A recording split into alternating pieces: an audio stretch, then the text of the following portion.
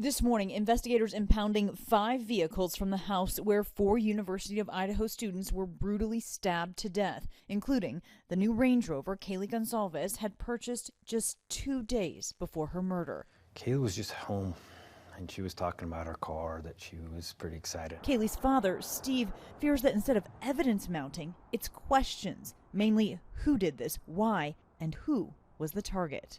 Do you think that Kaylee specifically was targeted?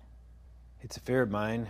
It's a fear that when you have something like this happen, the last thing you want to do is hurt the other family, and you don't want to have any kind of responsibility for those people to feel like they were just casualties.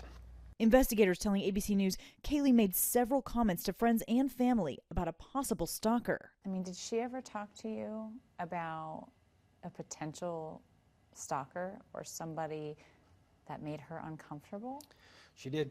She did. We're trying to determine if it's just a singular incident or if there was a broader based stalking incident. Deputy City Supervisor Tyler Palmer says this normally peaceful Idaho community has been ruptured. Do you feel like law enforcement was unprepared? The training that a police officer gets in Moscow, Idaho is the same training that they're getting in Boise, Idaho. I trust our police department implicitly. And still, these parents forced to memorialize their children without having all the facts. What they do have is fear, so much so that Steve told me part of the reason they haven't had a funeral yet for Kaylee is because they can't be guaranteed that the monster responsible wouldn't show up. Kana Whitworth, ABC News, Moscow, Idaho.